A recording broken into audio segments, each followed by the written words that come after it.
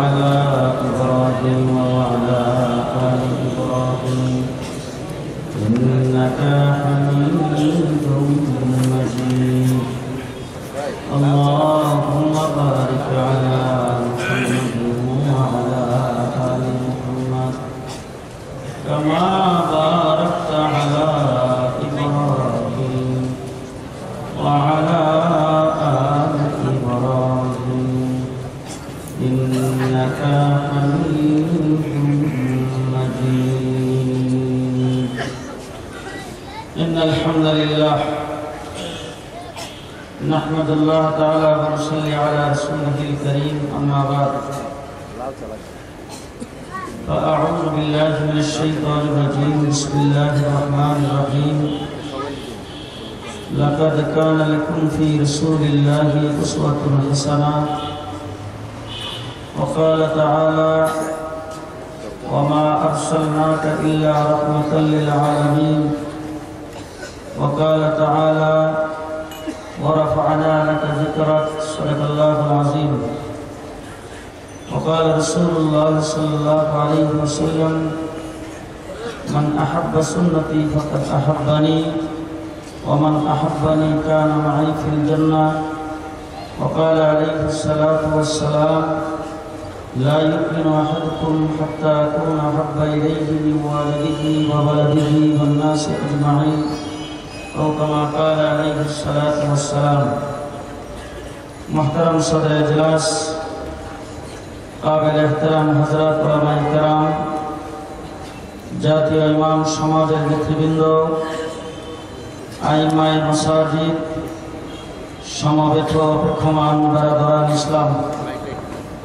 মহান আল্লাহ তাবারক ওয়া তাআলার দরবারে অসংখ্য গণিত শুকরিয়া যে আল্লাহ পাক গভীর রাত্র পর্যন্ত আমাদেরকে জান্নাতের বাগানে হাজির থাকার তৌফিক দান করেছেন এই জন্য সকলেই বলি আলহামদুলিল্লাহ।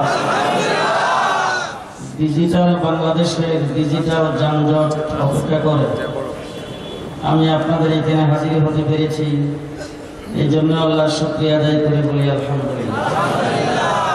দীর্ঘ সময় উলামায়ে কেরামের জবান থেকে মূল্যবান আলোচনা আপনারা শুনেছেন।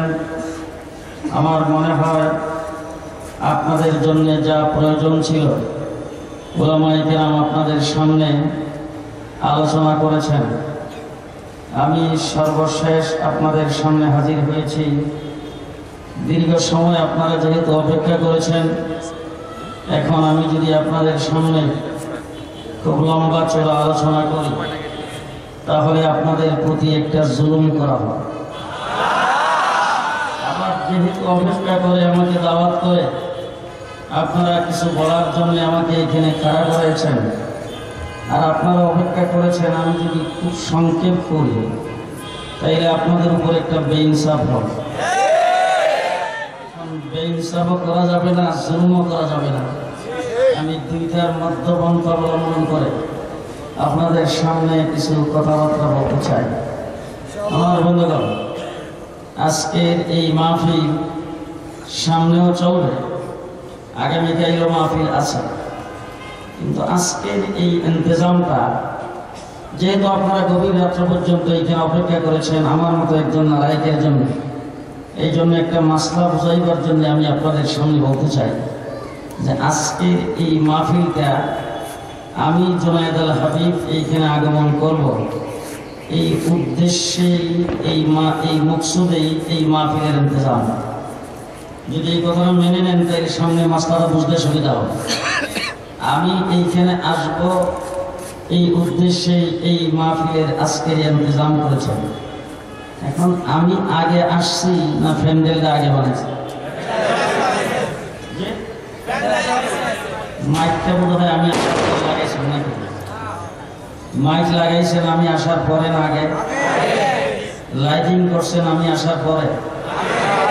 স্টেজ বানাইছেন আমি আসার পরে? আমি হইলাম এই মাহফিলের উদ্দেশ্য, এই মাহফিলের মকসুদ।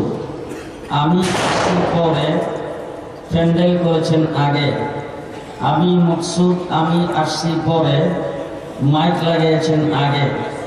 আমি মকসুদ, আমি আসছি পরে, স্টেজ বানিয়েছেন আগে।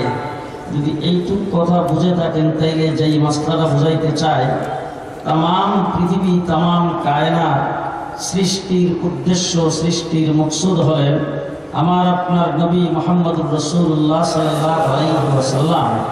আসমান জমিন তৈরি করেছেন আগে, আমার নবী মুহাম্মদুর রাসূলুল্লাহ পৃথিবীতে আসছেন পরে। চন্দ্র সূর্য তৈরি করেছেন আগে, মকসুদ নবী মুহাম্মদুর রাসূলুল্লাহ পৃথিবীতে আসছেন পরে। খুব ভালো করে মাসলা বোঝার চেষ্টা করবেন। আল্লাহ তাবারক ওয়া তাআলা হযরত আদম আলাইহিস সালাতু ওয়াস সালামকে কুদরতি হাতের দ্বারা বানিয়েছেন। মকসুদ নবী মুহাম্মদুর রাসূলুল্লাহ। আদম আলাইহিস সালামকে জান্নাতের মধ্যে প্রবেশ করিয়েছেন। মকসুদ নবী মুহাম্মদুর রাসূলুল্লাহ। আদমকে জান্নাত থেকে দুনিয়াতে প্রেরণ করেছেন। মকসুদ নবী মুহাম্মদুর রাসূলুল্লাহ। হযরত ইব্রাহিম আলাইহিস সালামকে খলিল বানিয়েছেন। মকসুদ নবী মুহাম্মদুর রাসূলুল্লাহ। ইব্রাহিমকে নমরুদের আগুন থেকে নাজাত দিয়েছেন। মকসুদ নবী মুহাম্মদুর রাসূলুল্লাহ। নমরুদকে ল্যাংড়া মশার দ্বারা শেষ করেছেন। মকসুদ নবী মুহাম্মদুর রাসূলুল্লাহ। ইব্রাহিম আলাইহিস সালাতু ওয়াস সালামের ঘরে ইসমাঈলকে জন্ম দিয়েছেন। মকসুদ নবী মুহাম্মদুর রাসূলুল্লাহ। ইসমাঈল আলাইহিস সালামকে কুরবানি করেছেন। মকসুদ নবী মুহাম্মদুর রাসূলুল্লাহ। ইব্রাহিম এবং ইসমাঈলের মাধ্যমে বাইতুল্লাহ শরীফের ঘর তৈরি করেছেন। মকসুদ নবী মুহাম্মদুর রাসূলুল্লাহ। নূহ আলাইহিস সালাতু ওয়াস সালামকে ভয়াবহ বন্যা থেকে কিস্তিতে উঠাইছেন। মকসুদ নবী মুহাম্মদুর রাসূলুল্লাহ। দাউদ আলাইহিস সালামের হাতে লোহাকে নরম করে দিয়েছেন। মকসুদ নবী মুহাম্মদুর রাসূলুল্লাহ। সুলাইমান আলাইহিস সালামকে রাজত্ব দান করেছেন। মকসুদ নবী মুহাম্মদুর রাসূলুল্লাহ। ইউনূস আলাইহিস সালামকে মাছের পেটের থেকে বাঁচিয়েছেন। মকসুদ নবী মুহাম্মদুর রাসূলুল্লাহ। ইউসুফ আলাইহিস সালামকে সৌন্দর্য দান করেছেন। মকসুদ নবী মুহাম্মদুর রাসূলুল্লাহ। ইউসুফকে কুয়ার থেকে বাঁচিয়েছেন। মকসুদ নবী মুহাম্মদুর রাসূলুল্লাহ। ইউসুফ আলাইহিস সালামকে মিশরের রাজত্ব দান করেছেন। মকসুদ নবী মুহাম্মদুর রাসূলুল্লাহ। মূসা আলাইহিস সালামের সাথে কুহে তুরে আল্লাহ পাক কথাবার্তা বলেছেন। মকসুদ নবী মুহাম্মদুর রাসূলুল্লাহ। মূসাকে কালিমুল্লাহ বানিয়েছেন। মকসুদ নবী মুহাম্মদুর রাসূলুল্লাহ। মূসা আলাইহিস সালামের হাতে লাঠির মুজিজা দান করেছেন। মকসুদ নবী মুহাম্মদুর রাসূলুল্লাহ। মূসা আলাইহিস সালামকে সাগর পাড়ি দিয়ে পার করাইছেন। মকসুদ নবী মুহাম্মদুর রাসূলুল্লাহ। ফিরআউনকে সাগরের মধ্যে পানিতে চুবাইয়া মারছেন। মকসুদ নবী মুহাম্মদুর রাসূলুল্লাহ। ঈসা আলাইহিস সালামকে বিনা বাপে মায়ের কোলে জন্ম দিয়েছেন। মকসুদ নবী মুহাম্মদুর রাসূলুল্লাহ। ঈসা আলাইহিস সালামকে আসমানে উঠায় নিয়েছেন। মকসুদ নবী মুহাম্মদুর রাসূলুল্লাহ সাল্লাল্লাহু আলাইহি ওয়াসাল্লাম।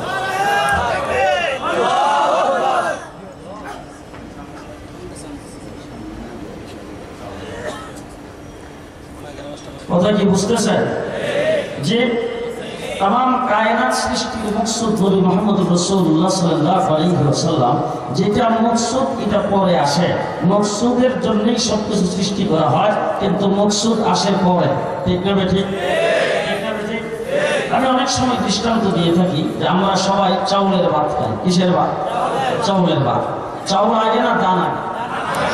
যে সর্বপ্রথম আমাদের দেশে, গ্রাম দেশের এই শহর বন্দরের ঢাকা শহরের অনেক লোকজন আছে।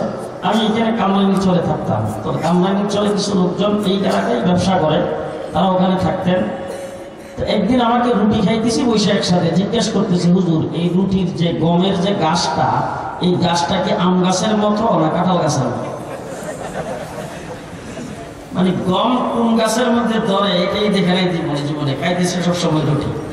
আমাদের শহরের মানুষ তো এরকম হয়। আমাদের গ্রাম দেশে সর্বপ্রথম ধানটাকে পানি দিয়ে ভিজানো হয়, ভিজায় তারপরে চাপ দিয়ে রাখে, জাগ দিয়ে রাখার পরে 1-2 দিন পরে বের হয় গেরা বের হয়েছে। উদ্দেশ্য হইল চাউল হলো মকসুদ। গেরা বের হওয়ার পরে এটাকে নিয়ে কাদা মাটির মধ্যে ফেলাইছে। উদ্দেশ্য হইল চাউল। এরপরে কাদা মাটিতে জ্বালাটা কিছুটা বড় হওয়ার পরে এটারে উঠাই নিয়ে লাগাইছে ক্ষেতের মধ্যে। উদ্দেশ্য হইল চাউল। ক্ষেতে লাগাইবার পরে এটারে সার দিছে, গোবর দিছে, পানি দিছে, আগাছা পরিষ্কার করছে। উদ্দেশ্য হইল চাউল। ধান গাছটা বড় হইয়া ধানের শীষ ধরছে। উদ্দেশ্য হইল চাউল। পাকবার পরে কাইটা বাড়িতে আনছে। উদ্দেশ্য হইল চাউল। এরপরে মেশিন দিয়ে চড়াইছে। উদ্দেশ্য হইল চাউল। এরপরে পানি দিয়ে ভিজাইয়ে সিদ্ধ করছে। উদ্দেশ্য হইল চাউল। রোদ্রে দিয়ে শুকাইছে। উদ্দেশ্য হইল চাউল। মেশিনে ভাঙ্গাইয়া মকসুদ চাউল বাইর করছে।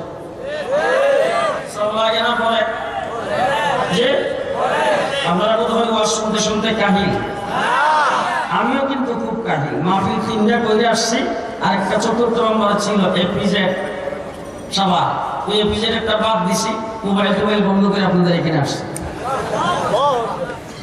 আবার বন্ধু করে আমিও খুব কাহিল, তবে আমার ভিতর থেকে কিছু কথা যদি বের করতে হয় তাহলে আপনারা হ্যাঁ হু না, আপনাদের যত গরম হবে আমার আলোচনা তত গরম হবে।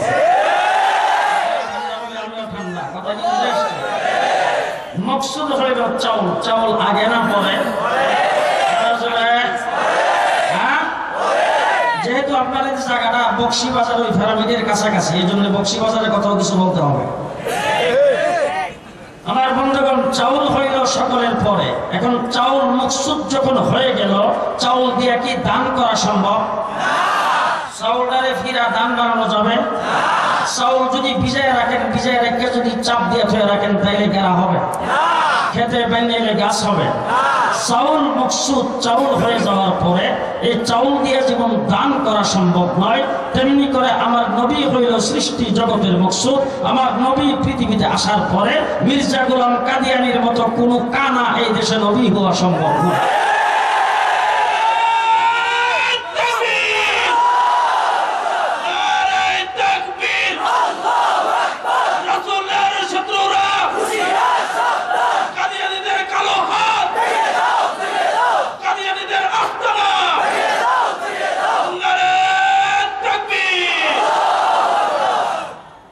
মকসুদ হয়ে যাওয়ার পরে চাউল যেমন ভিজিয়ে রাখলে গেরা হবে না, আমার নবী মকসুদ পৃথিবীতে আসার পরে নবীর পরে কোন নবী হবে না।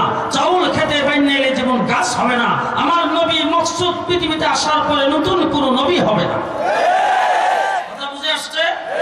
চাউল দিয়ে দান করা সম্ভব নয়, কিন্তু জিজ্ঞেস করতে চাই, চাউল দিয়ে কি ভাত পাক করা সম্ভব? বিরিয়ানি সম্ভব? খিচুড়ি, পোলাও, পায়েস, ফিরনি, জর্দা, গুড়িকুটা সম্ভব? পিঠা বানানো সম্ভব?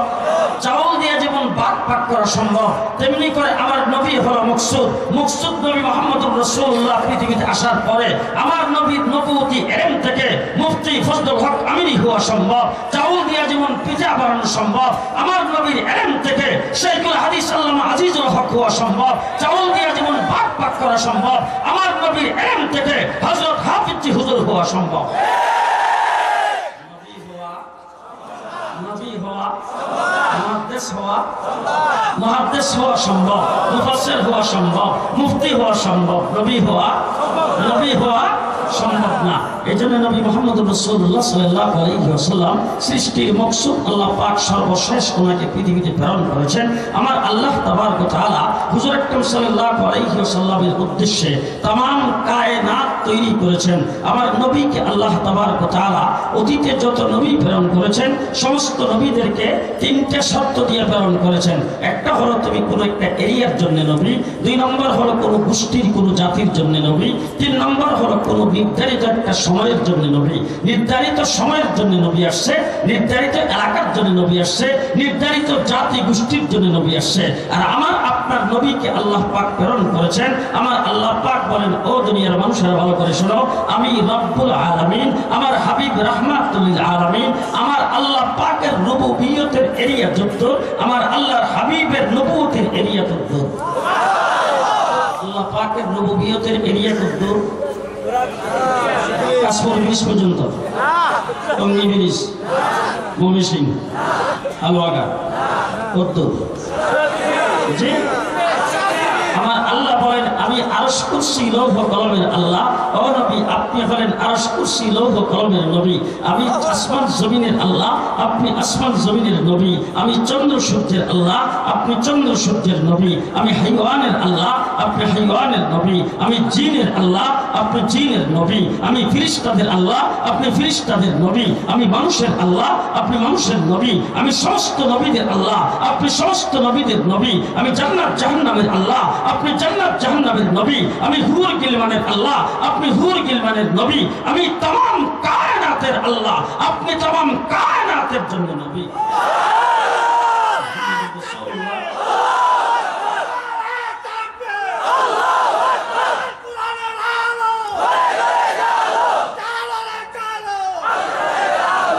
নবী মুহাম্মদুর রাসূলুল্লাহ সাল্লাল্লাহু আলাইহি ওয়াসাল্লামকে আল্লাহ তাবারক ওয়া তাআলা तमाम কায়নাতের ভিতরে সবচেয়ে বড় করেছেন আমার নবীর সম্মানের ইজ্জত तमाम কায়নাতের সব কিছুর ঊর্ধ্বে আল্লাহ পাকের নিচে। আমি আজকে ইমাম সমাজের ইমাম সাহেবদেরকে সাক্ষী রেখে বলতে চাই, সকলেই জানেন আবু জেহেল আমার রাসূলকে গালি দিয়েছেন, কিন্তু মজনুন বলেছেন হুজুরকে মিথ্যাবাদী বলেন। আবু জেহেল রাসূলকে গালি দিয়েছেন, আবু লাহাব রাসূলকে গালি দিয়েছেন, আমার নবীর চরিত্রের উপরে কোনো আক্রমণ করে নাই। কোথাও কেউ দেখাইতে পারবে রাসূল কারোর সাথে কোনোদিন এফটিজিং করেছেন? আবু জেহেল বলছে যে রাসূল কোন নারীর দিকে তাকিয়েছেন? আবু জেহেল বলছে। আবু জেহেল, আবু লাহাব, উতবা, শাইবা, মক্কার কাফের মুশরিকরা রাসূলকে নির্যাতন করেছেন, রাসূলকে গালি দিয়েছেন, আল্লাহর নবীর চরিত্রের উপর আক্রমণ করে নাই। দুঃখজনক হলো বাংলাদেশের নাস্তিক মুরতাদ ব্লগারেরা রাসূলের চরিত্রের উপর আক্রমণ করেছে।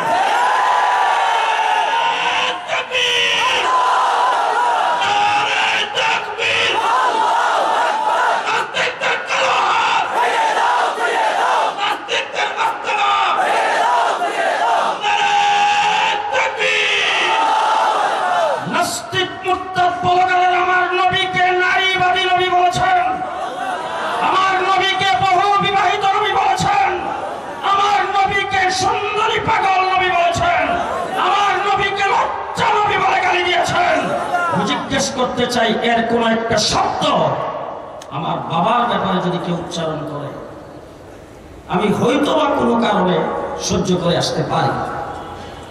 যদি লোকটা আমার চাইতে বেশি শক্তিশালী হয়, তাহলে হয়তো আমি নিজে মার খাওয়ার বয়ে আমার বাবাকে গালি দিয়েছে আমি সহ্য করে চলে আসতে পারি। আমার নবীকে যদি গালি দেয়, যে নবীর মহব্বত বেশি না বাবার মহব্বত বেশি? আমাদের ব্রাহ্মণবাড়ির একজন বুজুর্গ ছিলেন ফখরে বাঙ্গাল মাওলানা তাজুল ইসলাম সাহেব রহমতুল্লাহ। খাইতে বসছেন, খাইতে বাবা বসছে বাম পাশে ওনার বাবা, আর উনি বসছেন ডান পাশে।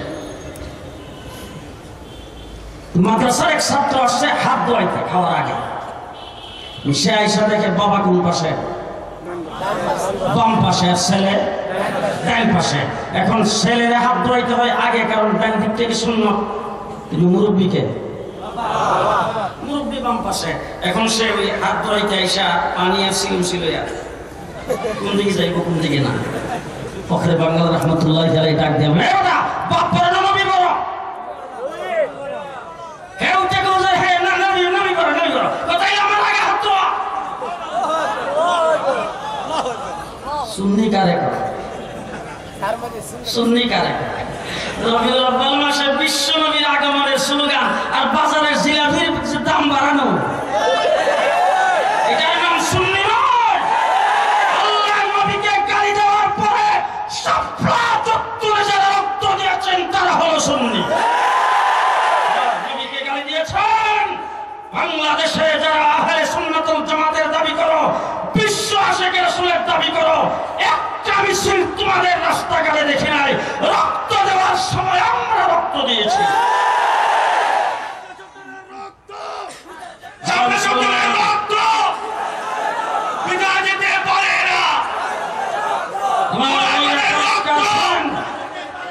মুহাম্মদুর রাসূলুল্লাহ সাল্লাল্লাহু আলাইহি ওয়াসাল্লামকে গালি দিয়েছেন, কারণ মুসলমান বরদাস্ত করতে পারে না।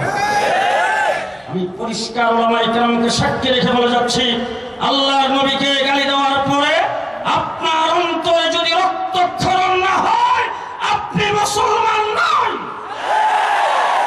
মুহাম্মদুর রাসূলুল্লাহ সাল্লাল্লাহু আলাইহি ওয়াসাল্লামের মহব্বত বেশি না বাবার মহব্বত বেশি?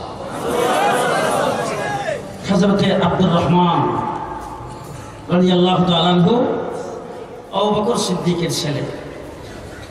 আব্দুর রহমান ইবনে আবু বকর অমুসলিম কাফের বদরের যুদ্ধে আবু জেহেলের পক্ষে যুদ্ধ করার জন্য গেছে। আর আবু বকর সিদ্দিক আল্লাহর নবীর সাথে নবীর পক্ষে যুদ্ধ করার জন্য গেছে। ছেলে কাফেরের পক্ষে, আর বাবা আবু বকর সিদ্দিক নবীর উম্মতের মধ্যে এক নম্বর সাহাবী। দুজন যুদ্ধের ময়দানে নামছে। যুদ্ধ হয়ে গেছে, মুসলমান জয়যুক্ত হয়েছেন। আব্দুর রহমান ইবনে আবু বকর বদরের যুদ্ধের পরে মুসলমান হয়েছে। বাবার সাথে বৈশা গল্প করতেছে, বাবা যুদ্ধের ময়দানে যে নামছিলাম, কয়েকবার আপনি আমার তলোয়ারের কাছাকাছি আপনাকে আমি পাইছি, কিন্তু তলোয়ারের কাছাকাছি পাওয়ার পরে যখন আপনার চেহারার মধ্যে আমার নজরটা পড়ছে, এমনি আমার মায়া লেগে গেছে। আব্দুর রহমান বলতেছেন, আবু বকর সিদ্দিক, আপনার চেহারাটা দেখা মাত্র আমার মায়া লেগে গেছে। আর শৈশব কালের কথাগুলি আমার মনে হয়েছে যে আপনি আমাকে চুমু খাইছেন, আদর করছেন, কি করছেন, এই জন্য আমি তলোয়ারটা ফিরিয়ে ফেলছি, আপনার গর্দানে তলোয়ার মারি নাই। আব্দুর রহমান যখন এই কথা বলেছেন, আবু বকর সিদ্দিক কি বলেন? আবু বকর সিদ্দিক বলেছেন, যুদ্ধের ময়দানে যদি আমি তোমাকে আমার তলোয়ারের কাছে পাইতাম, এক সেকেন্ডও দেরি হইত না তোমার গর্দান কাটতে। তার কারণ হলো তুমি সন্তান চাইতে আমার নবীর মহব্বত আমার অন্তরে অনেক বেশি। নবীর মহব্বত বেশি না বাবার মহব্বত বেশি? হযরত আব্দুল্লাহ ইবনে উমর আর হযরত উমর ইবনে খাত্তাব দুইজনে মিলে বসে কথাবার্তা বলতেছেন। হযরত আব্দুল্লাহ ইবনে উমর ইবনে খাত্তাবকে বলতেছেন, আব্বা আমিও মুসলমান, আপনিও মুসলমান, আল্লাহ পাক আমাদের প্রতি রহম করেছেন, আমরা দুজনেই মুসলমান হয়েছি, কিন্তু যদি আপনি মুসলমান হইতেন আর আমি যদি কাফের হইতাম আর মুসলমানদের পক্ষে যদি যুদ্ধ করার জন্য নামতাম, তাহলে আপনার সাথে কেমনে যুদ্ধটা আমি করতাম, কারণ আপনার সামনে দেখলে তো আমি তলোয়ার মারতে পারতাম না। আব্দুল্লাহ ইবনে উমর ইবনে খাত্তাবকে বলতেছেন, উমর ইবনে খাত্তাব বলেছেন, বেটা শোন, যুদ্ধের ময়দানে তুই যদি কাফের হইতে আমি যদি মুসলমান হইতাম, যুদ্ধের ময়দানে তোরে যদি আমি আমার সামনে পাইতাম, এক সেকেন্ডও দেরি হইতো না তোর গর্দানটা কাটতে। তার কারণ হলো তুই তোর মতো ছেলের চাইতে নবীর মহব্বত আমার অন্তরে অনেক বেশি। নবীর মহব্বত যার অন্তরে বেশি সেই ব্যক্তি কামিয়াব। মুসলমান আমার নবীকে গালি দিয়েছে, এরপরে আমরা ময়দানে নামছি। পরিষ্কার বলতে চাই না, ভুল বুঝবেন না, এই দেশের কোন সরকারের প্রথম গঠন এই কাজ আমরা করি না। আমি মাহফিলে গেলাম, আমাকে সিরিবাইনা দিচ্ছে থানার পক্ষ থেকে। সর্বপ্রথম শর্ত, সরকারের বিরুদ্ধে ইশারা ইঙ্গিত কিছু বলা যাবে। আমি প্রথম তারাই বললাম যে আজকের এই বিষয়টি আমার আলোচনার বিষয়বস্তু। প্রথমেই বললাম যে দেখেন, এই ৪৫ বছর বাংলাদেশ স্বাধীন হওয়ার পরে বাইতুল মোকাররমের খতিব ওবায়দুল হক সাহেব কয় বছর প্রেসিডেন্ট ছিলেন? মুফতি ফজলুল হক আমিনী সাহেব স্বরাষ্ট্রমন্ত্রী ছিলেন কয় বছর? শাইখুল হাদিস আল্লামা আজিজুল হক সাহেব প্রধানমন্ত্রী ছিলেন কয় বছর? যে ৪৫ বৎসরের স্বাধীনতার জিন্দিগিতে দেশ পরিচালনা করেছে আওয়ামী লীগ, বিএনপি, জাতীয় পার্টি, তত্ত্বাবধায়ক সরকার। ঠিক না ঠিক? তাইলে এখন আওয়ামী লীগ বিএনপির খবর জানে, বিএনপি আওয়ামী লীগের খবর জানে। আমি দেশ চালাই নাই, ক্ষমতায় বসি নাই, আমি সরকার সম্পর্কে জানি না কি? আমি সরকারের বিরুদ্ধে এরা একজনের পর একজন চেয়ারে আসছে, আইসা একটা সুর করছে, ডাকাত করছে। আমি সুর ডাকাত কেমনি করবো? আমি কি জানি চুরি করছে নাকি করছে? এই দেশের কোন সরকারকে নামায় দেওয়া আমাদের কাজ নয়, কাউকে বসানো আমাদের কাজ নয়। পরিষ্কার ভাষায় বলতে চাই, সরকারে আছেন, সরকারে থাকেন, সরকার চালান, আমাদের কোনো আপত্তি নাই। তবে ইসলামের বিরুদ্ধে যাই কথা বলবে পিটায়া তখতা বানিয়ে দাও।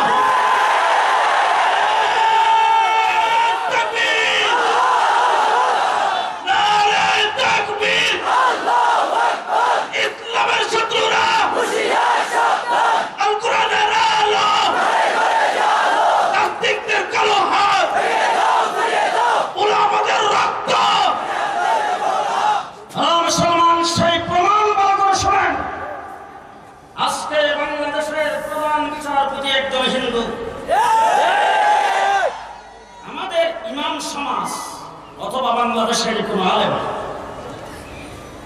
আজ পর্যন্ত রাস্তায় কোনোদিন মিছিল করেছে যে প্রধান বিচারপতি হিন্দু লোককে মানি না? করেছে কোনোদিন? প্রধান বিচারপতি হিন্দু, বাংলাদেশের হিন্দু নাগরিক, ঠিক আছে, ওনাকে প্রধানমন্ত্রী প্রধান বিচারপতি বলেছেন। তবে বাংলাদেশের বিচারপতিরা বিচারের আসনে বসে বিচার করে। আমরা কারো বিরুদ্ধে কোনোদিন মিছিল করি নাই, মিটিং করি নাই। যখন হাইকোর্ট থেকে 2 কুলাঙ্গার ফতোয়ার বিরুদ্ধে যখন রায় দিয়েছে, মুফতি ফজলুল হক আমিনী আমাদেরকে নিয়ে কোরআন হাতে নিয়ে মাঠে নেমেছে।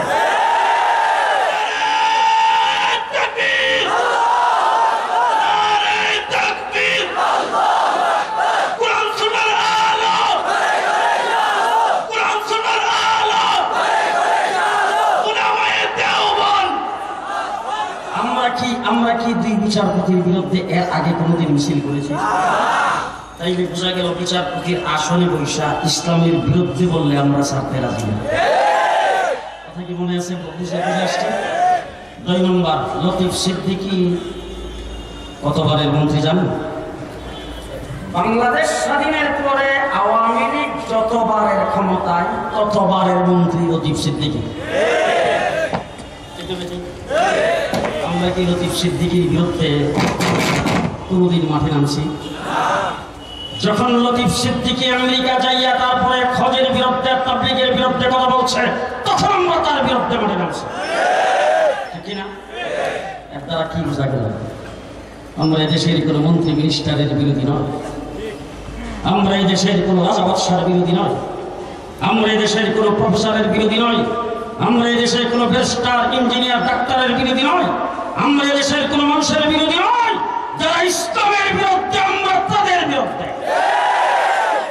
আমার ভাইরা, মুহাম্মদ রাসূলুল্লাহ সাল্লাল্লাহু আলাইহি ওয়াসাল্লাম, আমার আল্লাহ রাব্বুল আলামিন হুজুর আকরাম সাল্লাল্লাহু আলাইহি ওয়াসাল্লামকে সম্মান আর ইজ্জত সবচেয়ে বেশি দিয়ে পৃথিবীতে প্রেরণ করেছেন। যত নবী পৃথিবীতে আসছে, সমস্ত নবীদের কাছে জিবরাইল আমিন আগমন করেছে। ওলামায়ে কেরাম এখানে আছে, জিজ্ঞেস করে দেখেন, কোন নবীর কাছে জিবরাইল আসছে মাত্র 1 বার, কারো কাছে জিবরাইল আসছে 3 বার, কারো কাছে আসছে 7 বার, কারো কাছে 10 বার, কারো কাছে 40 বার। সর্বোচ্চ জিবরাইল আমিন আগমন করেছেন 400 বার। কিন্তু আমার নবী মুহাম্মদ রাসূলুল্লাহ সাল্লাল্লাহু আলাইহি ওয়াসাল্লামের কাছে জিবরাইল আমিন আগমন করেছেন 24,000 বার।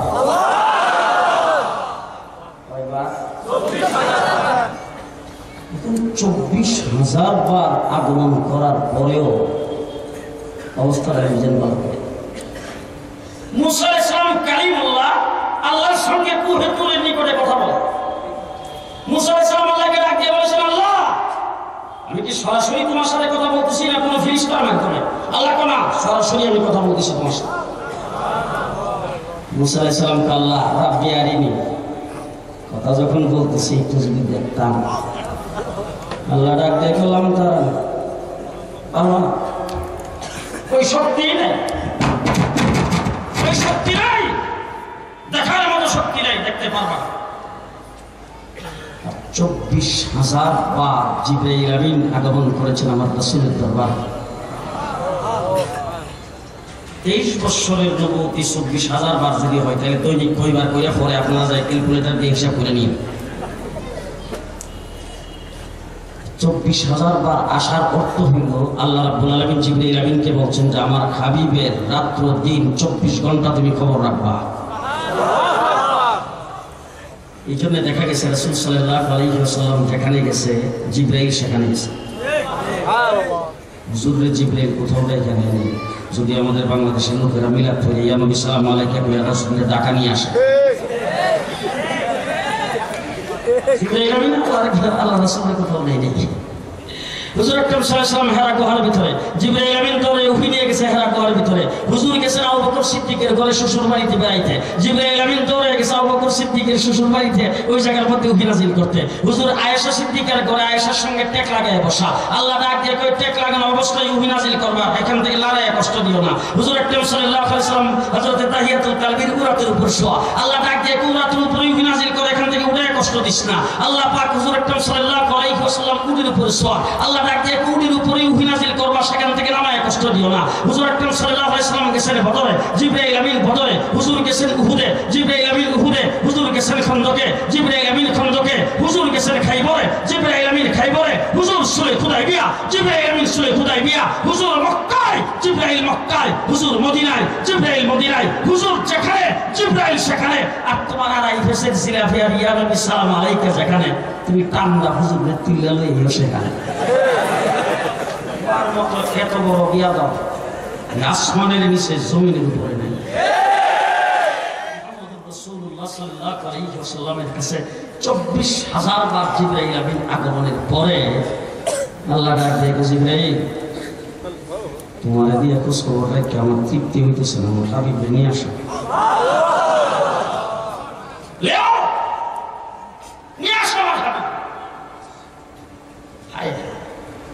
হাবিব আমরা দেখবো, আমি হাবিবকে দেখবো, দেখে কথা বলবো।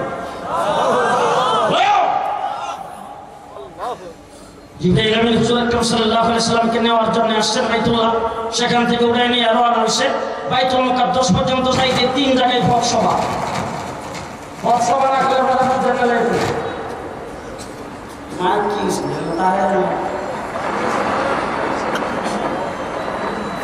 3 জায়গায় পথসভা পর্যন্ত 3 জায়গায় রাসূল বুরাক থেকে নামছে, 2 রাকাত করে নামাজ পড়ছে। বাইতুল মুকাদ্দাস যায় হাজির হইছে 1,24,000 পয়গম্বর আল্লাহ ডাক দেখায়, বিশ্ব নবী আখিরি জামানার নবী মুহাম্মদুর রাসূলুল্লাহর উম্মত হওয়ার জন্য দরখাস্ত করছিল কে কে? সমস্ত নবী এখন সবাই দরখাস্ত করছে। আল্লাহ ডাক দিয়ে এক রাত্র সময় ফরম পুরা করার সময় যেতেছে, এই সুযোগ হারিয়ে জীবনের পাইবা না। ফরম পুরা করার সময় মাত্র 1 রাত্র, সীমিত টাইম। সমস্ত নবীরা এসে ফরম পুরা করার জন্য বাইতুল মুকাদ্দাসে হাজির। জিবরাইল আমিন বুরাকটারে বাইন যাবে, আশহাদু আন্না মুহাম্মাদার রাসূলুল্লাহ।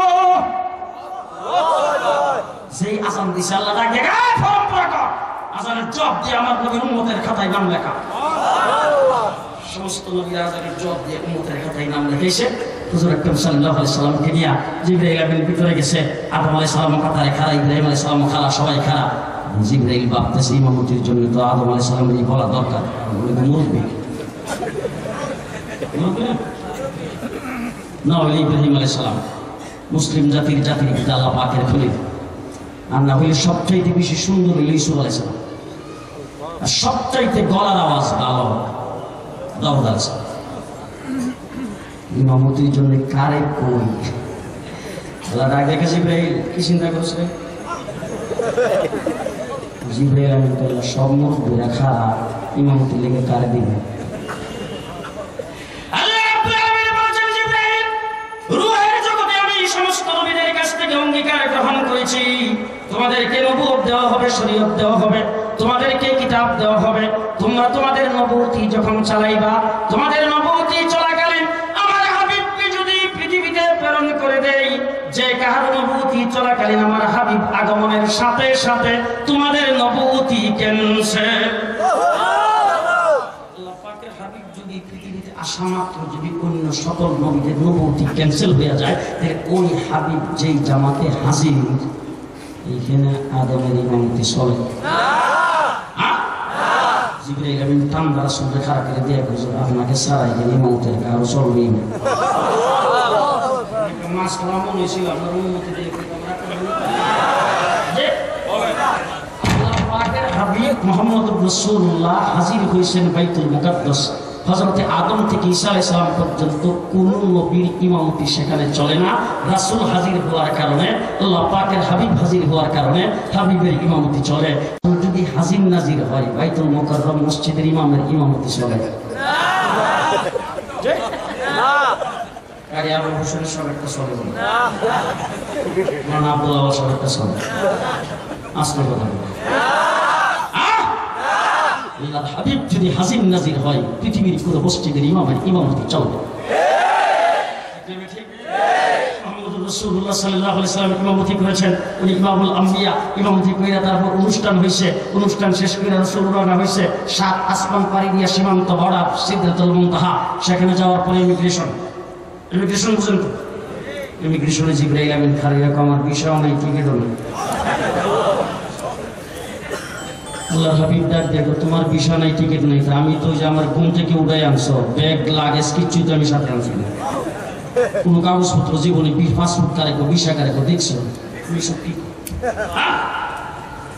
জিবরাইল আমিন ডাক দেখো, এরপরের যে রাস্তাটা জীবনে কেউ পাসপোর্ট ভিসা এটার জন্য পাবেও না, এরপরে রাস্তাটা আমরা আপনার জন্যই বানাইছি,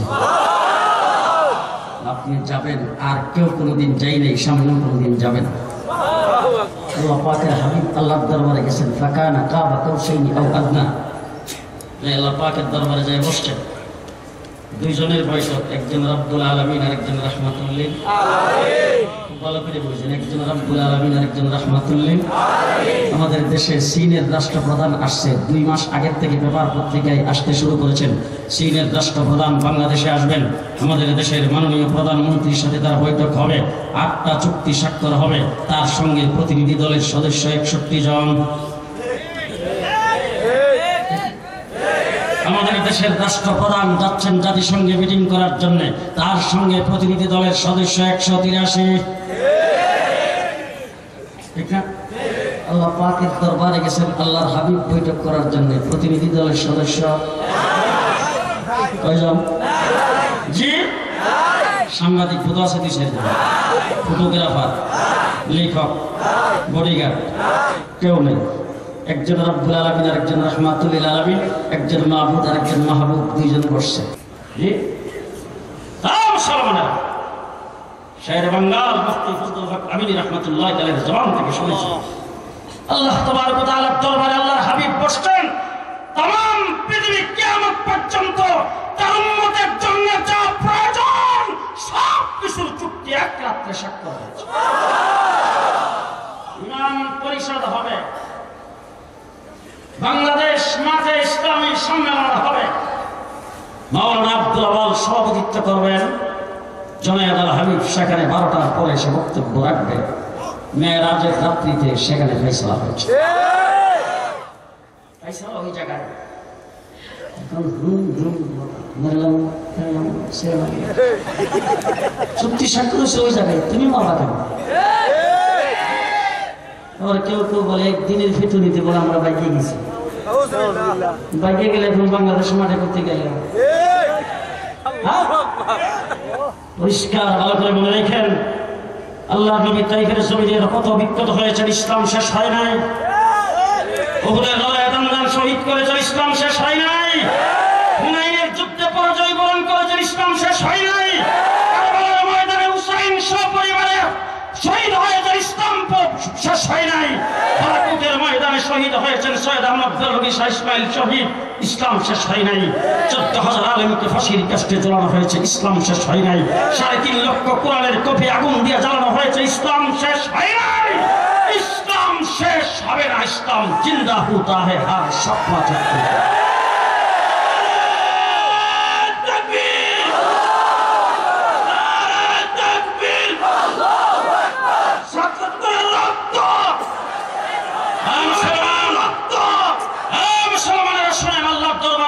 বৈঠক শুরু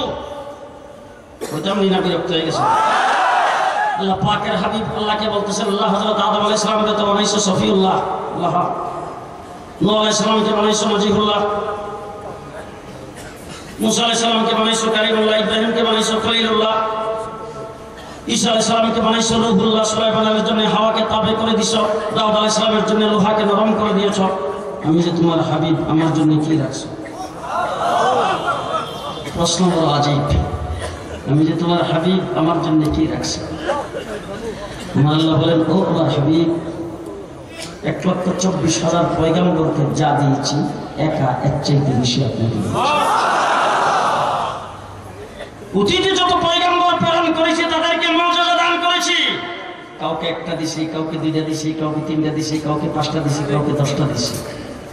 আর আপনার পালা যখন আসছে, আপনার 3.5 হাত বুড়ি পুরাটা মর্যাদা, পুরাটা মর্যাদা আপনার কপাল থেকে মুজিজা, আপনার চোখের চাওয়ার থেকে মুজিজা, আপনার নাকের শ্বাসের থেকে মুজিজা, আপনার জবানের টুটলানোর থেকে মুজিজা, আপনার জবান হেলানোর থেকে মুজিজা, মুখের তুতুর থেকে মুজিজা। তুতু আলীর চোখের মধ্যে লাগছে, চোখ বড় হয়ে গেছে। আবু বকর সিদ্দিকের জখমে লাগছে, জখম বড় হয়ে গেছে।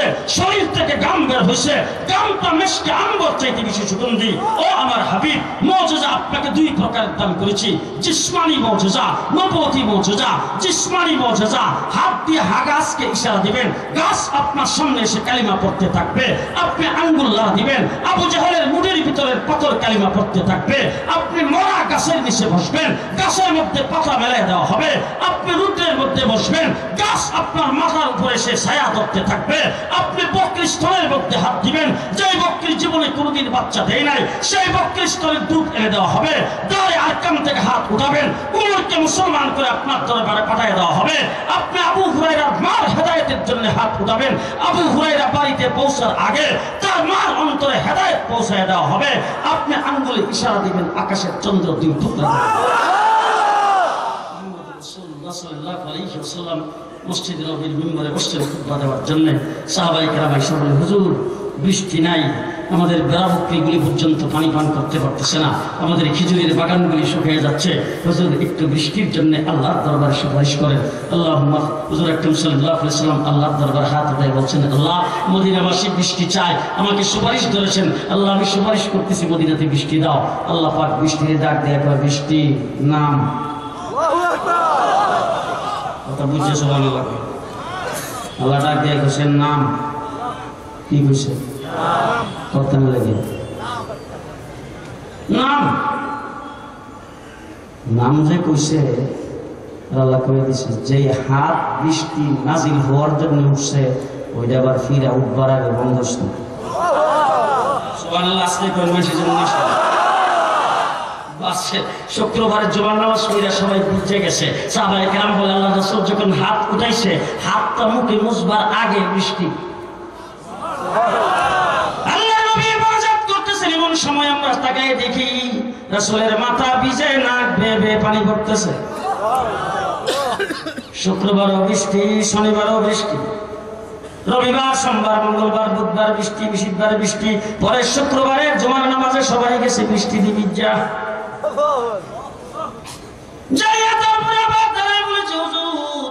বৃষ্টির পানি এমন লাগা লাগছে, বেড়া বকরি গুলি বাংবার জায়গা কোথাও নাই। দোয়া করেন মদিনাতে বৃষ্টি বন্ধ হওয়ার জন্য। রাসূল মুস্কি হাসি দিয়েছেন, মিম্বরে উঠে আবার আল্লাহর দরবারে হাত উঠে বলেছেন, আল্লাহুম্মা হাওয়ালাইনা ওয়ালা আলাইনা। আল্লাহ মদিনাবাসীর বৃষ্টির যা প্রয়োজন ছিল হয়ে গেছে, যেখানে প্রয়োজন সেখানে বৃষ্টি সানায় দাও। সাহাবায়ে কেরাম বলে, আল্লাহর নবী যখন হাত উঠাইছেন, আমাদের কাছে মনে হয়েছে রাসূলের হাতের দ্বারা ধাক্কা দিয়া মদিনার আকাশ থেকে বৃষ্টি সরাইয়া দিয়েছেন।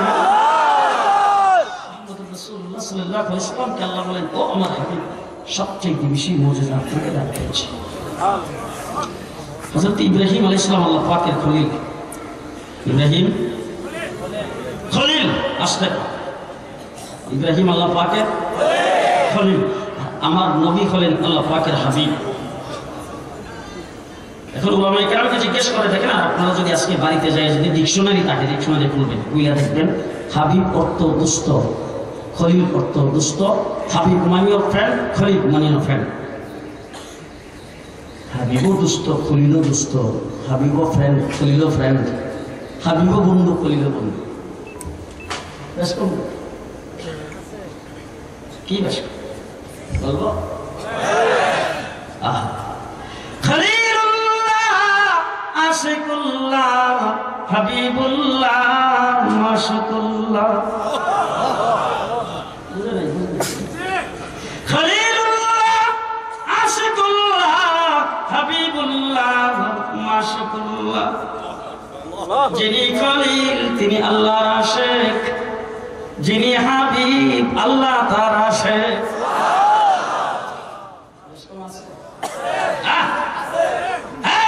তুমি খলিল, তোমার জানটা আমার রাস্তায় দিয়ে দাও। ইব্রাহিম আলাইহিস সালাম বলেন, নমরুদের আগুনে ঝাঁপ দিয়ে বললাম, ইব্রাহিম তুমি খলিল, তোমার সন্তান আদি আমার রাস্তায় দিয়ে দাও। ইব্রাহিম আলাইহিস সালাম বাচ্চাকে গায়রি জি জারইন, যেখানে কোনো দানা পানি নাই সেখানে নিয়ে রেখে আসছে। ইব্রাহিম তুমি খলিল, তোমার মাল সম্পদ আমার রাস্তায় দিয়ে দাও। ইব্রাহিম মাল সম্পদ মেহমানদারি করে বিতরণ করে দিয়েছে।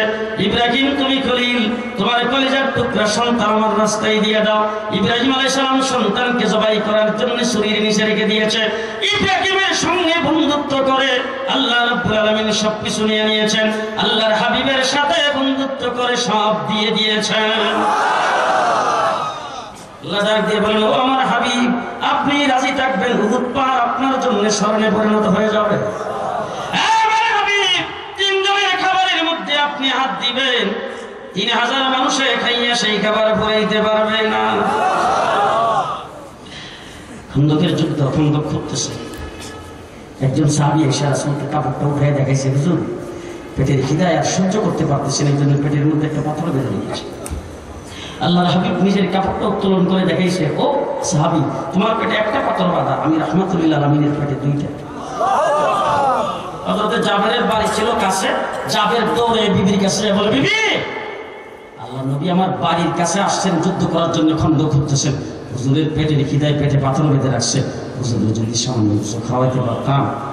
বিবি কো সামান্য কিছু আটা আছে, ছোট্ট একটা বকরির বাচ্চা আছে, সব মিলে 3 জনের বেশি খাবার হবে না। বকরিটাকে জবাই করে গোশতগুলি কাইটা দিয়া বিবিরে ডাক দিয়া, কাঁটাগুলি দিয়ে রুটি বানাও আর গোশতগুলি পাক করো, রাসূলকে নিয়ে আসি। বিবি বড় চালাক, সঙ্গে অনেক লোকজন দেখেন, নিজে যদি পেট করতে হয়, বউ খুব চালাক। বেগম ডাক দিয়া বলেছেন, শোনো স্বামী, আল্লাহর নবীর কাছে যাইয়া জোরে আওয়াজ করে যদি বলো, সাহাবীরা সঙ্গে কিন্তু আসতে পারবে না, যেহেতু খাবার কম। এই হুজুর সাহাবীদেরকে রাইখা আসবে না, তাইলে কিন্তু অসুবিধা হবে। হুজুরকে যাইয়া কানে কানে আস্তে আস্তে দাওয়াত করবা, চুপে চাপে রাসূলকে নিয়ে আসার চেষ্টা করবা, খাবার পরিমাণ রাসূলকে বুঝায় বলবা।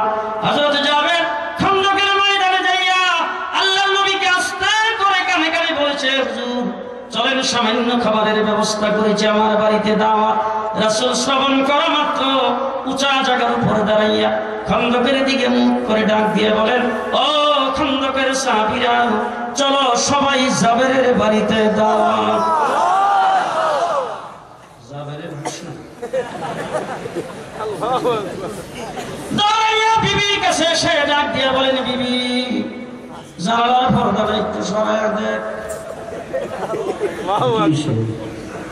আল্লাহর নবী খন্দকের সমস্ত সাহাবী নিয়ে রওনা করেছেন।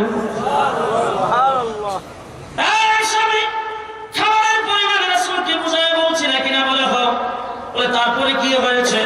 বলে, হুজুর কিছুই আমাকে জিজ্ঞেস করে নাই, নিজের থেকেই সবাইকে দাওয়াত করে ফেলেছেন। এবার বিবির ঈমান কত শক্ত। বিবি ডাক দিয়ে বলেছেন, স্বামী, রাসূল যদি নিজের থেকে দাওয়াত করে থাকেন, চিন্তা ভাবনার কোনো কারণ নাই, টেনশনের কোনো প্রয়োজন নাই।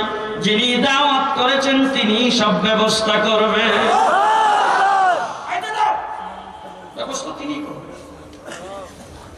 আল্লাহর নবী ভিতরে প্রবেশ করে জাবেরকে ডাক দিয়ে বলে, জাবের, পাক হইতেছে কোথায়? পাকের ঘরে, কিচেনে আমার নিয়ে যাও। হুজুর আকরাম সাল্লাল্লাহু আলাইহি ওয়াসাল্লাম পাকের ঘরে প্রবেশ করে জাবেরকে ডাক দিয়ে বলে, জাবের, নিজ দিয়ে সোয়ার আগুনটা কিন্তু বন্ধ করবা না, একের পর এক লাকড়ি দিতে থাকবা, আগুন জ্বলতে থাকবে। আল্লাহর নবী সাহাবায়ে কেরামের দিকে মুখ করে বলেছেন, সাহাবীরা সবাই একসাথে আসলে তো ধাক্কাটা কি হবে? 10 জন 10 জন করে আসে। কয়জন? 10 জন। 10 জন 10 জন করে আসতে দেখো, রাসূল 3টা করে রুটি, পরিমাণ মতো গোশত। কয়টা রুটি? 3টা করে রুটি, পরিমাণ মতো গোশত একজন সাহাবীকে দিতে শুরু করেছেন। 2.5 থেকে 3000 সাহাবী পেটে ভরে খাওয়ার পরে দেখা গেল একটা রুটি আর এক টুকরা গোশত কমে না। রাসূলুল্লাহ সাল্লাল্লাহু আলাইহি ওয়াসাল্লামকে আল্লাহ বলেন, মুজিজা তো সবচেয়ে বেশি আপনাকে দিয়েছি, তবে একটা কথা আপনাদেরকে জুমলায় মুতারাজা বলে দিতে চাই, অতীতে যত নবী চলে গেছে তার মুজিজা যে আমাদের নবী দুনিয়ার থেকে চলে গেছে, মুজিজা আছে না? এখন একটা মুজিজা আপনাদের দেখাবো। আচ্ছা, এতক্ষণ হযরত মাওলানা কারি আবুল হোসেন সাহেব আপনাদের সঙ্গে বয়ান করতেছিলেন। ওনার আওয়াজও মাশাআল্লাহ সুন্দর, এলেম আমল সব দিক থেকে মিশেছে। ওনার সময় আপনার চুপ করে বসে রয়েছিলেন মানলাম। এর আগে হযরত মাওলানা খুরশিদ আলম কাসেমি সাহেব, উনি আপনাদের সামনে বয়ান করেছেন, উনি শেখুল হাদিস, মাদ্রাসার মুহতামিম, অনেক কিছু। উনি বয়ান করেছেন আপনার চুপচাপ বিষয় নিয়ে। আমার মতো একজন নালায়ক আপনাদের সঙ্গে বয়ান করতেছি, যারা খালি রিসে এরাও চুপ আমার দিকে তাকায় রিসে, যারা বসা এরাও চুপ আমার দিকে তাকায় রিসে। এই স্টেজের ভিতরে কেউ চাও খায় না, ফানা খায় না, বাদামও খায় না, সব আমার দিকে তাকানো। কেন? আমার হাতে লাঠি দেখছেন এই কারণে। কারণ কি কারণ? পরিষ্কার কথা বলা যাচ্ছে, আমার নবীর মুজিজা। কিয়ামত পর্যন্ত আমার গ্রামের সামনে মানুষ এইভাবে বসে থাকবে। আমি আজকে চ্যালেঞ্জ দিয়ে বলতে চাই, ক্ষমতাসীন হোক ক্ষমতাধর, বাংলাদেশের কোন বড় লিডার বাংলাদেশ মাঠে জনসভা করার জন্য আসেন, এর 4 ভাগের 1 ভাগ যদি উপস্থিত, 1 ভাগ মানুষ যদি উপস্থিত করেন, কয়েক ডজন পুলিশ দিয়া এত চুপ করে বসায় রাখতে পারবে। নবীর মুজিজা, নবী চলে গেছে, মুজিজা আছে না গেছে? মুসা আলাইহিস সালাতু ওয়াস সালামের নাম শুনছেন? মুসা আলাইহিস সালামের হাতে আল্লাহ পাক লাঠি দিছিল, লাঠিটা মাটির মধ্যে ছাড়লে কি হতো? সাপ হইতো। তো মরুভূমির উপর দিয়ে যাইতেছে দলবল নিয়া, মুসা আলাইহিস সালাম আল্লাহর ডাক দিয়ে, আল্লাহ পানির ব্যবস্থা নেই। আমার লোকজন স্লোগান দেওয়া শুরু করছে পানির জন্য। আল্লাহ পানি কোথায় পাই? পানি তো নাই। আল্লাহ ডাক দিয়ে, শ্বশুর বাড়ির সালামের হাতের মধ্যে কোন কামে রাখছ? সামনে একটা পাথর আছে, এটার মধ্যে বাড়ি যায়। মুসা আলাইহিস সালামের হাতে যে লাঠিটা ছিল, শ্বশুর বাড়ির সালাম, সোহাইব আলাইহিস সালামের মেয়ে বিয়ে করার পরে, তখন তো টেলিভিশন আবিষ্কার হয় না, বুঝেন না? মেয়েদের যখন নিয়ে আসতেছে, সোহাইব আলাইহিস সালাম সামনে এসে বলে, আমি নবীদের ওয়ারিস সূত্রে এই লাঠিটার মালিক খুশি, এটা তোমার সালামি দিয়ে দিলাম। শ্বশুর বাড়ির সালামি লাঠি। আল্লাহ ডাক দিয়ে, খালি হাত থেকে সামনে সাপ হবে, পাথরের মধ্যে বাড়ি দাও। বাড়ি দিছে, নহর জারি হিসে 12টা। গেছে সাগরের পারে, পেছন দিক থেকে বাহিনী আসতেছে ফেরাউনের 9 লাখ। 9 লাখ। মুসা আলাইহিস সালামের সঙ্গে আছে 6 লাখ। 9 লাখ 6 লাখ। তবে 6 লক্ষ যে মুসা নবীর সাথে, এরা মুসা আলাইহিস সালামকে বলছে, মুসা যদি যুদ্ধ করা লাগে ফেরাউনের সাথে, তুমি আর তোমার আল্লাহ কইলো, আমরা এগুলিতে নাই।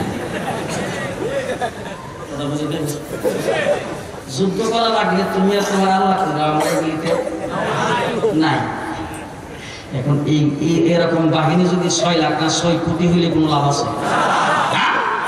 মুসা আলাইহিস সালাম আল্লাহর ডাক দিয়ে, আল্লাহ সাগরটা পাড়ি দেওয়ার জন্য নৌকা নাই, স্টিমার নাই, জাহাজ নাই, কিচ্ছু নাই, ব্রিজ নাই, সাঁকো নাই, আল্লাহ কেমনে ভালো? আল্লাহ রাব্বুল আলামিন ডাক দিয়ে, গায়ে বেটা, শ্বশুর বাড়ির সালামে এখানে কাজে লাগবো, পানির মধ্যে বাড়ি যাও। দিছে পানির মধ্যে বাড়ি, ঢাকা চট্টগ্রাম হাইওয়ে, 2 সাইডে দিয়া পানির দেওয়াল, হাইওয়ে রুট। হাইওয়ে রুট হয়ে গেছে। হযরত মুসা আলাইহিস সালাতু ওয়াস সালাম তার দলবল যখন ভিতরে ঢুকছে, ঢুকে মুসা আলাইহিস সালাম ডাক দিয়ে, মুসা আমরা 12টা গোষ্ঠীর মানুষ কাজ করে ব্রিজের এখানে যাই, যদি যানজট লাগে আর মারামিল লাগে, তুমি একা ঠিক রাইতে পারবা? 12টা গোষ্ঠীর মানুষের জন্য রাস্তা 12টা হওয়া দরকার। মুসা আলাইহিস সালাম আল্লাহর ডাক দিয়ে, আল্লাহ এগুলি নিয়ে বড় বিপদে আছে। 12 গোষ্ঠীর মানুষ 12টা রাস্তা ছাড়া মানে না, এত রাস্তা 12টা চায়। আল্লাহ ডাক দিয়ে, একটা যে বানাইছি, ঢাকার কোন ইঞ্জিনিয়ারে ডাকছিলাম রে? মুসা আলাইহিস সালাম বলে, ইঞ্জিনিয়ারে ডাকুন, ড্রয়িং করার জন্য কারো লাগাইছি? বলে না। তাহলে আমি আল্লাহর জন্য 12টা যা একটা দোতাবো। এরা ছায়া দেখে 12টা হয়ে গেছে। এবার ওই 12 গোত্রের লোক 12টা রাস্তা দিয়ে ঢুকার পরে মুসা আলাইহিস সালাম ডাক দেখে, মুসা আমি হইলাম 2 গোষ্ঠীর, 14 গোষ্ঠীতে আমার বাপে বিয়ে করছে, আমার মামুরা আয় না যাইতেছে, এটা না দেখলে যাই কেন? আমি বিয়ে করছি পাঠান গোষ্ঠীতে, আমার সারা সম্বন্ধে আইল না গেল, যা না দেখলে বুঝি কেমনে? মধ্যখান দিয়ে জানালা নাই। আল্লাহ মুসা আলাইহিস সালাম ডাক দিয়ে, আল্লাহ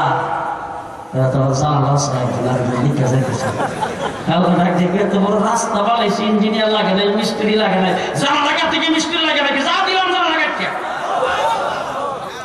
12টা গোত্রের মানুষ একজন আরেকজনের দেখা, মামা আইসনি আর বিয়ে তাড়াতাড়ি হাঁটেন। এসব কুচি কুচি দেখতে পাস ওই পারে যাই উঠছে, ফেরাও নাই, সে সাগরের কিনারে দাঁড়াইছে। দাঁড়াইয়া এত সুন্দর রাস্তা দীক্ষা আল্লাহ ওই ফানিরে ডাক দেখেছে, যে অবস্থায় আছে এই অবস্থায় থাকবে পরবর্তী নির্দেশনা পর্যন্ত। মুস্তাদের মার শেষ রায় বাস পানি জায়গা মুসা আলাইহিস সালাম পার হয়ে চলে গেছে। ফেরাউন এসে দাঁড়ায়া এত সুন্দর রাস্তা দীক্ষা গোয়েন্দা বাহিনীর লোকজনকে ডাক দেখে কে আমার আগে যে তত্ত্বাবধায়ক সরকার ক্ষমতায় ছিল এত সুন্দর রাস্তা বানাই গেছে আমার যে কইলে না কথা বুঝছেন না বুঝে এর মনে করছে যে তত্ত্বাবধায়ক সরকার বুঝে হয়ে ভালো হয়ে গেছে। এই রাস্তা দিয়ে এই মুসা এবং তার বাহিনী গেছে ওদিকে আমরাও যাই যেই খালি যাই কয়ে নিচে নামছে আল্লাহ জিবরাইল আমিনকে ডাক দিয়ে জিবরাইল তুমি হইলা রাহবর তাবলীগ জামাতের আমির রাহবর কই থাকে তাবলীগের রাহবর থাকে আগে আর আমির পিছে আল্লাহ মিকাইলকে ডাক দিয়ে তুমি আমির 9 লক্ষ বাহিনীর রাহবর জিবরাইল আমির হইলেন মিকাইল যেই খালি ভিতরে ঢুকে সাজছে রাহবর যে সামনে জিবরাইল সামনের দিক দিয়া ব্রিকেট দিয়ে খালি সে আর পেছন দিক দিয়ে ব্রিকেট দিছে মিকাইল আর আল্লাহ মধ্যখান দিয়ে পানিরই কইছে আল্লাহু আকবার। ঘটনাটা বলছি কি জন্য এটা শুনলাম শেষ কথাটা কইতাম নি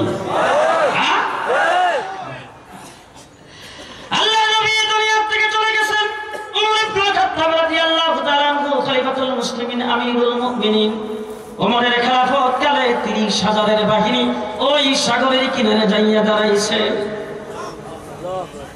মুসা আলাইহিস সালাম নবী তো নবী না মুসা আলাইহিস সালামের হাতের লাঠি নবীর মুজিজা ঠিক না ঠিক মুসা আলাইহিস সালাম নবী তার নিজের হাতের দ্বারা নিজের মুজিজার দ্বারা পানির মধ্যে বাড়ি দিছে রাস্তা হয়ে গেছে। আমার আপনার নবীর উম্মত নবী দুনিয়া থেকে চলে গেছে। হযরত ওমর ইবনে খাত্তাবের জামানায় যখন 30,000 বাহিনী সাগরের কিনারে যাইয়া দাঁড়াইছে উত্তাল তরঙ্গমালা শুরু হয়েছে সাগর পাড়ি দেওয়ার কোনো ব্যবস্থা নাই। কমান্ডার ইন চিফ পেছনের দিকে তাকাইয়া 30,000 বাহিনী সব ঘোড়ার উপরে সওয়ার সবাইকে চোখের ইশারায় বলে দিয়েছেন আমি এখন যা করব তোমাদের তাই করা লাগবে। এই কথা বলে আল্লাহু আকবার বলে সাগরের পানির ঢেউয়ের উপর দিয়ে ঘোড়া দৌড়ানি দিয়েছেন। 30,000 বাহিনী পেছন দিক থেকে ঘোড়া দৌড়ানি শুরু করেছে। পানির উপর দিয়ে ঘোড়া দৌড়াইয়া পার হইয়া যাইয়া ইরানের মধ্যে উঠছে। আমরা হইলাম সেই নবীর উম্মত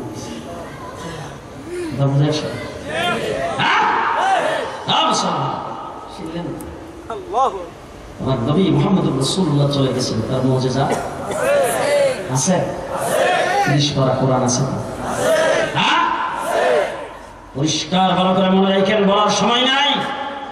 5টা মুজিজা আমার রাসূলকে আল্লাহ পাক দিয়েছেন যেই মুজিজাগুলি কিয়ামত পর্যন্ত থাকবে।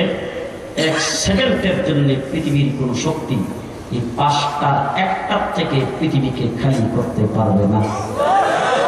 এটা 1 নম্বর 30 পারা কোরআন আছে আছে 30 পারা কোরআন আজকে 30 পারা কোরআন মসজিদ মাদ্রাসা থেকে খানকার থেকে বিভিন্ন জায়গা থেকে কোরআনগুলি বের করে এনে তারপর আগুন দিয়ে জ্বালাইতেছে। মক্তবের একজন কারি শব্দ এসা 7 বছরের একটা বাচ্চাকে সামনে ধরে দিয়ে বলছেন এই ইংরেজদের বাচ্চা এই কোরআন শরীফ কাগজে লেখা এইগুলিকে আগুন দিয়ে জ্বালাই দিচ্ছ। এই 7 বছরের বাচ্চা সিনার ভিতরে যে কোরআন বেড়ার গর্ভ হয়ে থাকলে জ্বালাইয়া দেখা সেনা নাই। রাসূলের দরবারে কোরআন শরীফ জিবরাইল আমিন নাযিল করেন। হুজুর আকরাম সাল্লাল্লাহু আলাইহি ওয়াসাল্লাম কোরআনকে মুখস্থ রাখার জন্য জিহ্বাটা একটু নাড়া দিয়েছেন। আমার আল্লাহ পাকের এইটুকু সহ্য হয়নি। আল্লাহ সাথে সাথে ডাক দিয়ে বলছেন লা তুহাররিক বিহি লিসানাকা লিতা'জাল বিহি ইন্না আলাইনা জামআহু ওয়া কুরআনা। জিহ্বাটাকে নাড়া দিয়েছেন কোরআনকে মুখস্থ রাখার জন্য। আমি আল্লাহ পাক আপনার সিনার ভিতরে কোরআন জমা করার দায়িত্ব গ্রহণ করলাম। মুসলমান শুধু রাসূলের সিনার ভিতরে নয় আজকে গোটা বাংলাদেশ পৃথিবীর মানচিত্রে 1 নম্বরের হাফেজে কোরআনের দেশ। সৌদি আরবের রাবেতা আলামা ইসলামী তারা জরিপ করে সৌদি আরবে হাফেজের সংখ্যা পেয়েছে 4 লক্ষের উপরে। আর আমার বাংলাদেশে প্রতি রমজানের আগে হিফজুল কোরআন অর্থাৎ হাফিজি শেষ করে যে ছাত্ররা ফারেক হয় তাদের সংখ্যা 3.5 লক্ষের। গত 10 বছর বাংলাদেশের হাফেজে কোরআনেরা বিশ্বের সব জায়গায় 1 নম্বর স্থান অধিকার করেছে। আমার বন্ধুগণ, হাফেজে কোরআনের দেশ, আলেম ওলামায়ে কেরামের দেশ, টুপি দাড়িওয়ালাদের দেশ, নিখুঁত ধর্মপ্রাণ মুসলমানের দেশ। 1 পর্বে অনুষ্ঠিত হতো টঙ্গীর বিশ্ব ইজতেমা, এখন হয় 4 পর্বে। 2 পর্ব হয় টঙ্গী, আর বাকিটা হয় প্রত্যেক জেলায়। এক এক পর্বে 50 থেকে 60 লক্ষ মানুষ হয়। আল্লামা আহমদ শফি সাহেব আমাদেরকে ডাকছেন চট্টগ্রামে কাটাজারি মাদ্রাসার রুমে বসে আমাদেরকে বলছেন, বাংলার মানুষকে জানায় দাও আমি তাদেরকে ঢাকার দিকে আসার কথা বলেছি। বাংলাদেশের গাড়ি ঘোড়া যা আছে সব কিছু ব্লক করে বন্ধ করে দেওয়া হয়েছে। তারপরে পায়ে হেঁটে 70 লক্ষ মানুষ হাজির হয়েছে। এই দেশ হলো আমাদের বাংলাদেশ, যেই দেশের মানুষ ধর্মপ্রাণ, যেই দেশকে মসজিদের দেশ বলা হয়, যেই ঢাকা শহরকে মসজিদের শহর বলা হয়, সেই দেশের হাইকোর্টের সামনে মূর্তি স্থাপন হতে পারে না।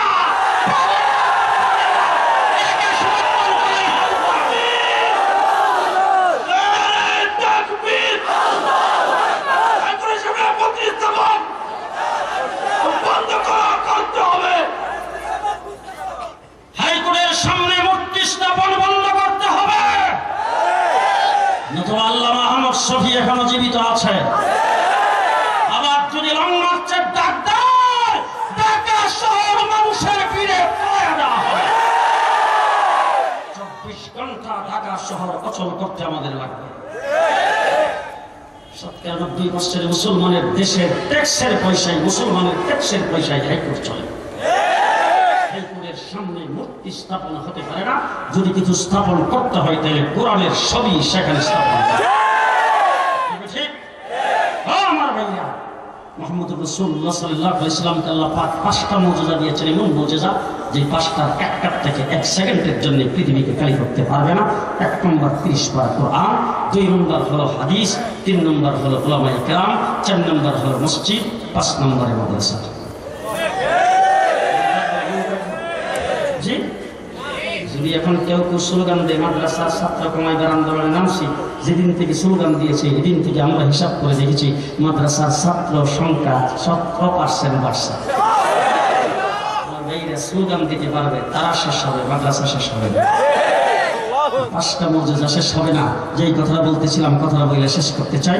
আল্লাহ বলেন, মুজিজা সবচেয়ে বেশি আপনাকে দিয়েছি। আপনাকে আমি আল্লাহ পাক আমার হাবিব বানিয়েছি, আপনাকে মাহবুব বানিয়েছি। একটা জিনিস আপনি আমার মধ্যে সীমাবদ্ধ, আপনার জন্য রাখছি। কাউরে দেই নেই, কাউরে জানাই না, বলবো না আগামী বছর। শুধু আপনার আমার মধ্যে সীমাবদ্ধ, আর কাউরে দেই না। এই জিনিসটা কি? আমি মাহবুব, আপনি মাহবুব, আমি রাব্বুল আলামিন, আপনি রাহমাতুল লিল আলামিন। আমরা 2 জন সবসময় একত্র থাকবো, কোনোদিন জুদা হব না, কোনোদিন জুদা হব না। কেন?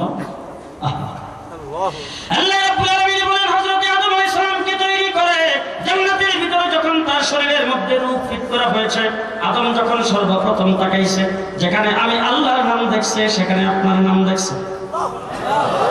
জান্নাতের প্রত্যেকটি গাছের পাতায় যেখানে আমি আল্লাহর নাম, সেখানে আপনার নাম। জান্নাতের দেওয়ালের মধ্যে যেখানে আমি আল্লাহর নাম, সেখানে আপনার নাম। জান্নাতের নিম পেড়ে যেখানে আমি আল্লাহর নাম, সেখানে আপনার নাম। দুনিয়াতে যত কিতাব আমি নাযিল করেছি, সমস্ত কিতাবের মধ্যে যেখানে আমার নাম, সেখানে আপনার নাম। দুনিয়াতে যত নবী প্রেরণ করেছি, সমস্ত নবী যেখানে আমার রুবুবিয়তের বর্ণনা করেছেন, সেখানে আপনার প্রশংসা করেছেন। ও আমার হাবিব, কিয়ামত পর্যন্ত কোরআন পৃথিবীতে থাকবে। কোরআনের মধ্যে যেখানে আতিউল্লাহ, সেখানে আতিউর রাসূল।